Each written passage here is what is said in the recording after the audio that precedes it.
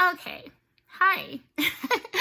This video is about it actually kind of had a different way that I was going, but it kind of touches on something about myself that I really like.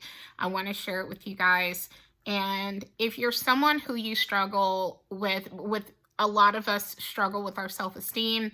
If you're someone who you struggle with finding things about yourself that you like, then I hope you start to like self-evaluate and judge yourself more kindly and find the things about yourself that are good from your perspective. Okay. That being said, many years ago when I was at Job Corps, I had this one counselor, and she'd like I was going through quote unquote depression, but it wasn't clinical depression. It was I was 19. My boyfriend had just broken up with me through another girl, no less. I had a gay man and some girls who wanted to beat my ass because I made them uncomfortable in some way. Okay. Um One day I have to tell the story about the guy who wanted to beat my ass, but it's a politically incorrect story. And so, um, yeah, it's a politically incorrect story. So that's why it's like awkward to tell that story.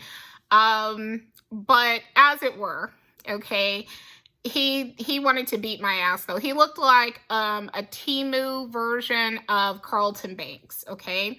And he was very obviously gay, but he was not open about his sexuality. And one day he was talking about quote unquote knocking the ponytail off my head. It was all my hair, but he thought it was a hair piece on my head because back then those little curly hair piece ponytails were popular.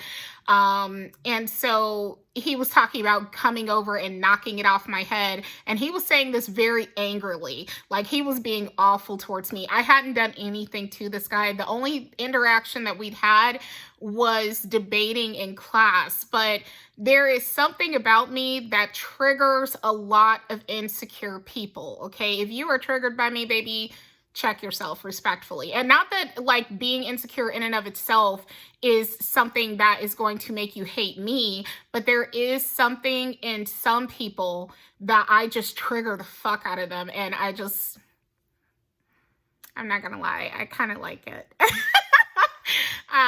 Anyway, no, as long as they keep their hands to themselves, okay? Then I like it, you know. But he was talking about like throwing hands with me. This was a grown man talking about throwing hands with me and stuff. And um, it's a long story. Well, it's a short story, long story. But what I will tell you is that these guys in our class, he tried to jump on me and they stopped him. And one of the guys was like, "Hey, that's a female. Like, what are you doing? That's a female." And I'm like, "Oh, thank you." Because I was like shocked in the moment, but I really appreciate that they protected me because God knows what he would have done to me if they hadn't stepped up like that. That's why I do have some faith in men a little bit because I have seen good in men before, but I've also seen men who will step aside and let somebody beat your ass, you know? So you know, that hasn't happened to me in particular per se, but I've seen it happen, you know. So anyway, in other news, yeah, so my depression was because I was being treated like shit by my fellow students and even by one of the teachers, as I again mentioned in another video, this boyish looking female teacher who was, in my personal opinion, was a racist. And I made her uncomfortable being a quote unquote well-spoken Black person. She felt better, and she wasn't a, you know, quote unquote wigger teacher or something. I mean, I know that term is like, you know, apparently that's no longer an appropriate term, but like, you know, she wasn't like Black identified or something acting. It was just that she wanted to put me in a particular box and she couldn't put me in that box because it didn't apply. You know, I wasn't like court ordered to be there. I wasn't someone who was facing homelessness if I didn't come there, which those two things were very common for people who ended up at Job Corps. You know, I was literally a middle class kid, or I say kid loosely because I was 19, but a middle class adult teenager that just wanted to get my GED, wanted to learn how to drive, wanted to meet new people and kind of get some experience and all that kind of stuff. And the first two things I didn't do, but I did meet different people. Unfortunately, only one person have I managed to keep in contact with, and I don't even know where he is. That's my ex-boyfriend. I don't know what's become of him. Last I heard, he was in Mexico. Hopefully he's okay. It's been a few years. Haven't heard a peep from him. Nothing, like when I say I haven't heard from him, literally, like not him choosing not to communicate with me, but he seems to have disappeared off the internet and stuff. He's on Facebook and he's not posting or anything, so I'm hoping he's okay. But anyway, that's neither here nor there.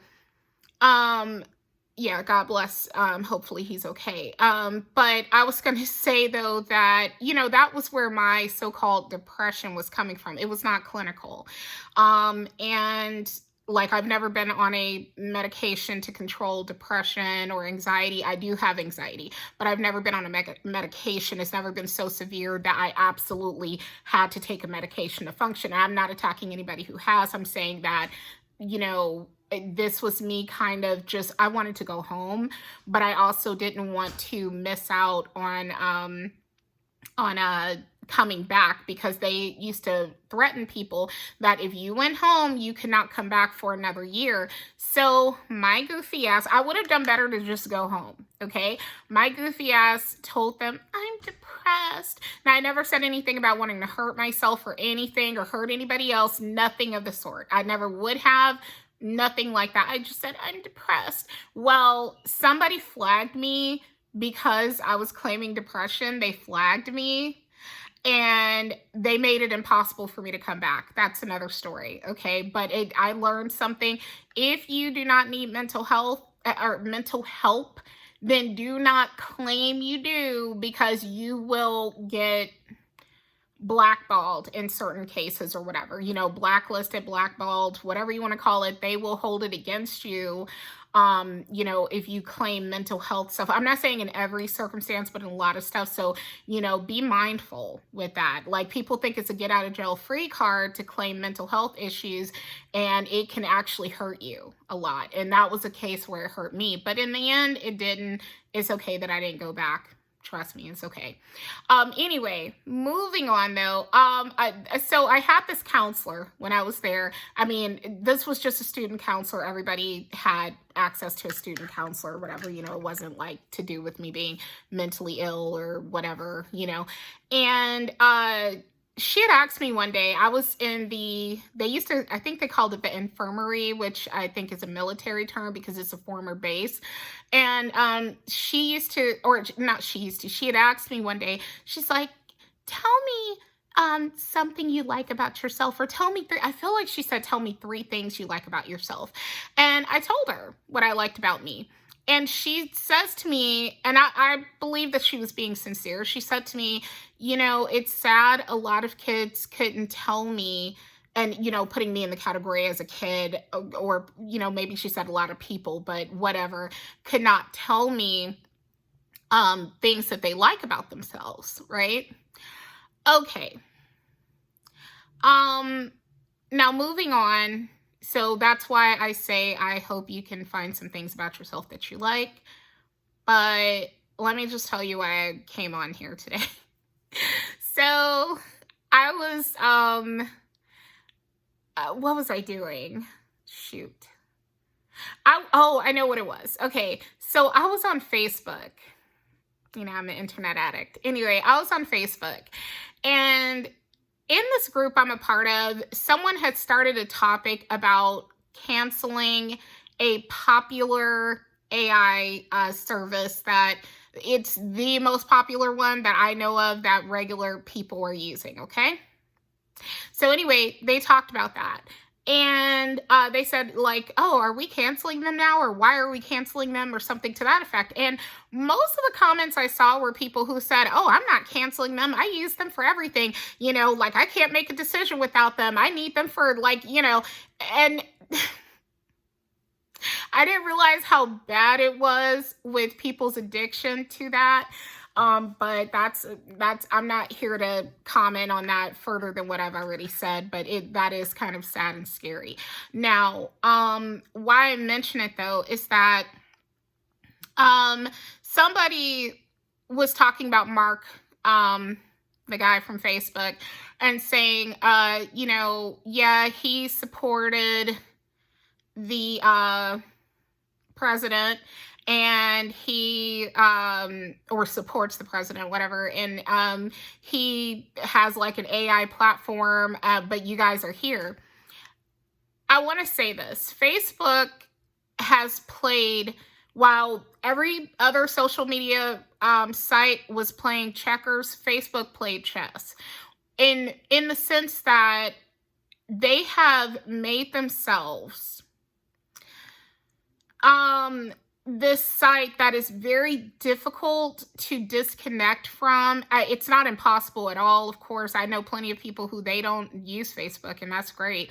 But because I don't think, like, ideally I would not be on social media. I mean, outside of like business purposes, I wouldn't be on social media ideally.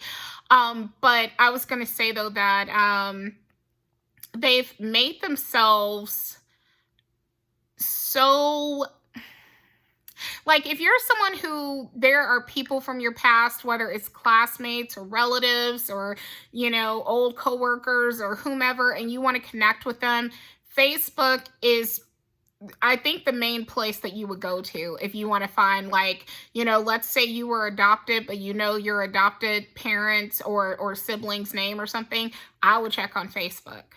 If you went to school with somebody, I would check on, that's literally what I do for a lot of stuff. When I'm looking for somebody, I would go on Facebook. This is not a commercial for Facebook in any way. But I'm saying that that's what I would do. And they really turn themselves into that site. Like, to me, they are the Walmart of social media, and or Amazon, Walmart/Amazon of social media, where it's very difficult to, I'll put it like this: from a social standpoint, if there are people you want to connect with, it just seems like having a Facebook would be, kind of second nature or something. I mean, maybe I'm wrong and whatever, but that's just what comes to mind for me. That's why I would, or why I am holding on to my Facebook, because I've certainly thought about deleting it. Also, I've created a lot of memories with Facebook where I've posted things as much as, like, say, giving birth to my child. Like, I shared a lot of that personal stuff because at the time I didn't think about, how much I was sharing of myself with the internet and stuff. I just thought about it as like sharing it with my friends and my family. And so, I have pictures that, I don't readily have access to from when my daughter was born and stuff. You know what I mean? So that's what I mean when I say it's kind of difficult to, like, just say goodbye to Facebook and stuff. But anyway, back to the point with what this woman was saying. She was like, oh, so y'all are on Facebook, so, like, you're gonna pick and choose who you boycott, like, for the people who want to boycott that popular AI program versus, say, Facebook, right? And I responded back to her. I said, yes, people are picking and choosing. And that's how you get something done. Because if you get this is my personal opinion, you can have your own, and that's fine. But if you get too caught up, and this sounds, like, to me, this goes, and this is what I'm going to get to in terms of what I like about myself. If you get too caught up in perfection, then you will fail when it comes to progression. Okay? When it comes to moving forward, you will fail if you're too obsessed with being perfect. And you can apply that to anything, including the weight loss conversation. If you have this idea that, oh, I can only eat this way, and if I don't eat this way, then I've just failed and I can eat whatever I want to because I didn't do everything perfect. That mentality helped get me to 350 pounds in my life, okay? But when I started thinking, hey, I don't have to be perfect, but I do need to do better than what I'm doing, I'm 40 something pounds down, okay, from where I started. So that is the difference. Ideally, we would live in a perfect world. And if you find out, let's say it's 10 companies, and you find out that all 10 are corrupt, you could just say, bye, adios, and leave those companies alone. But let's be real, that's very difficult to do. So I would like say, okay, well, okay, like for instance, I'm sorry to torpedo McDonald's. You guys have heard about McDonald's, probably this viral moment where I believe the CEO was trying the new burger, and you could tell he really did not want to be eating that, which is so scary. I was thinking to myself, if it were me, that burger, it's like, had they even had the time to turn on the camera before it would be almost gone. It's like, okay, slow down, girl. We haven't even started recording yet, because I hate to say it, I love McDonald's, okay?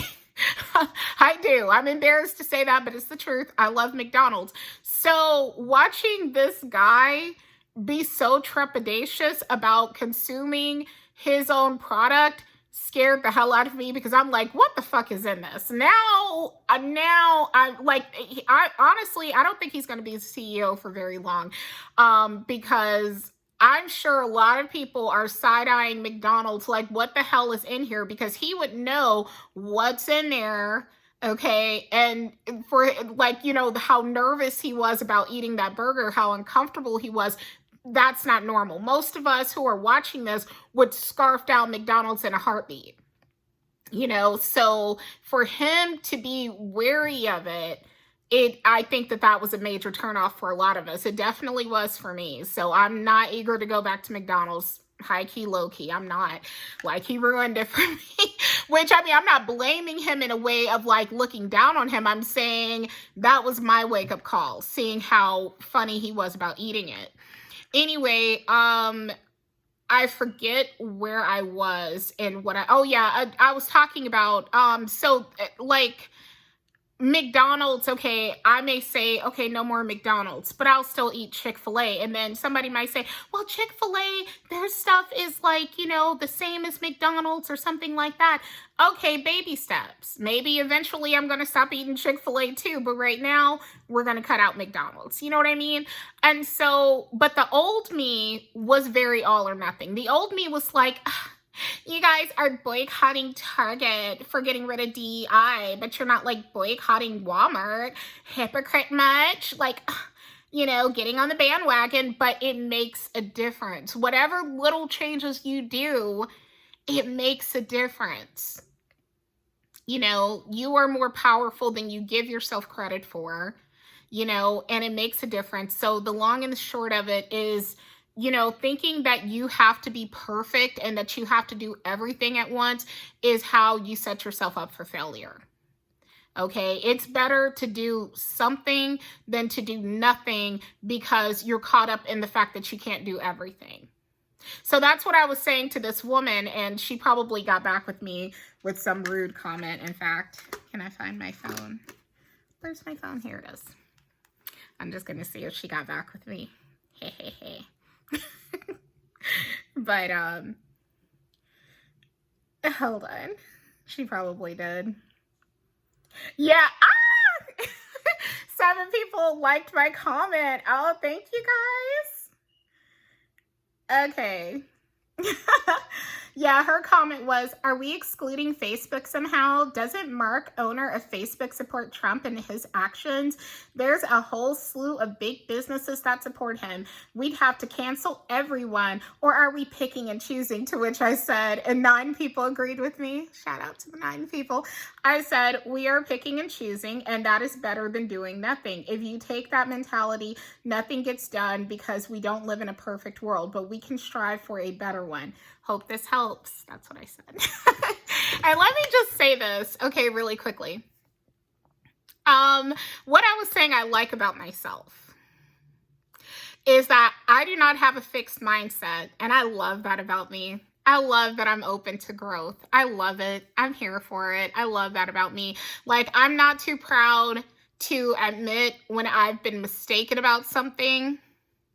I'm not against pivoting, towards what is the better thing in that moment. I suggest that for everybody, as opposed to sticking to the wrong thing just because you chose the wrong thing in the short term, or at one time in your life or whatever, you chose to do something wrong, doesn't mean you have to stay in the wrong direction with the hope that one day you'll lead to the right direction. If you just keep on walking in the wrong direction, you don't have to do that. Like they say, the sooner you get off the wrong train, the cheaper the ticket to getting to where you want to be will be, versus, staying on that wrong train longer. Okay. That's just a saying I've been seeing on Instagram and Facebook a lot as of late, but yeah, it's true.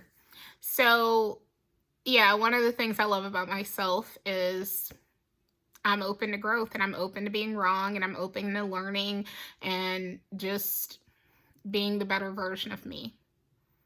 So anyway, I just thought I'd share that, because again, I used to be just like that lady where I thought, well, if you're not going to boycott everybody, and it's just not realistic.